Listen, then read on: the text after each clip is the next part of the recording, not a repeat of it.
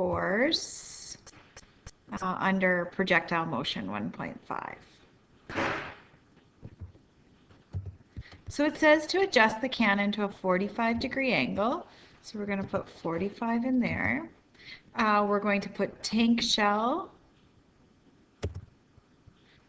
as the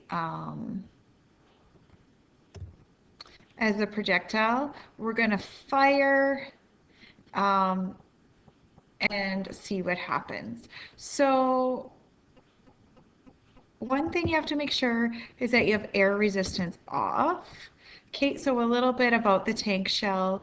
It says its initial speed and its mass, all of those things. So we're going to go fire. It's going to fire it, and that's where it goes.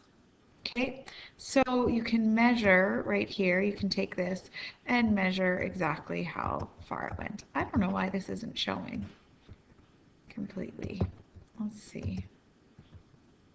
If you look up this FET Colorado, that maybe we'll do it on there.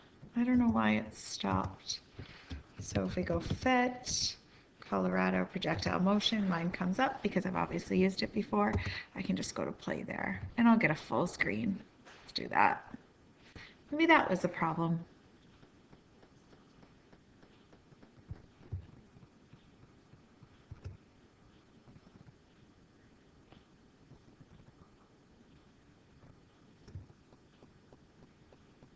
So we're going to go through, keep the angles all the same. We're going to choose different projectiles. Okay, let's start here. Let's see if it works a bit better. Okay, so we have air resistance off, and we want this totally to the bottom. I had it exactly right. We have air resistance off, and we're going to fire. That's how we fire here. Oh, I forgot 45 degrees, didn't I? So there's 0 degrees, 10 degrees, 35, 40, 45. There we go.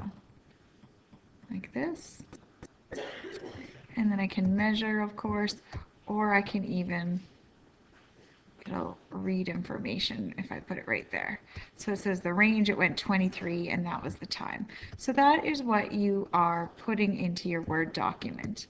You are doing the initial speed, mass, and diameter.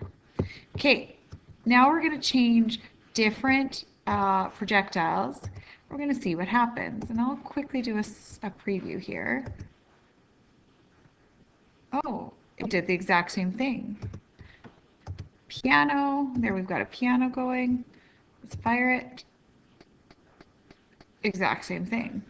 So we're noticing that the mass doesn't seem to matter. We seem to be going the same place. So that's going to be something we're going to notice is the mass. How does the distance travel compare with different projectiles? It's all the same.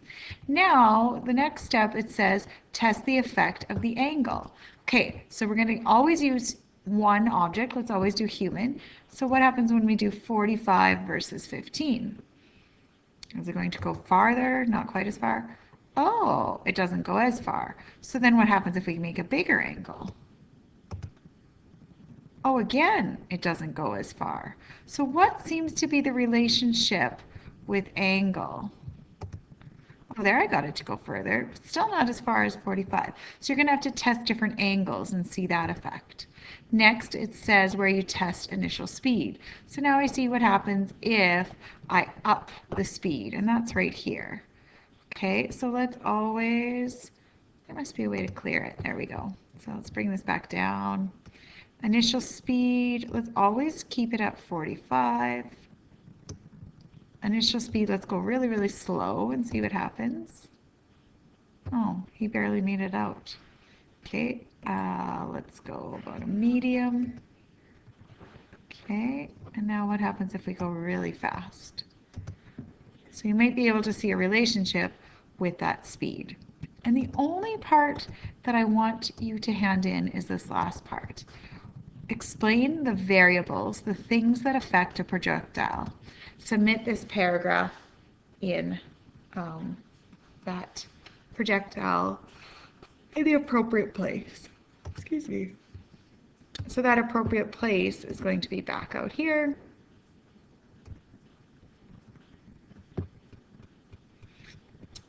Where it says launching projectiles. That's where you're going to go in. And it says write a paragraph explaining the variables. So if it's not working on the page, just Google PHET, P-H-E-T, projectile motion. You'll get something that looks like that. It's the same demonstration. Okay, hopefully that helped you out.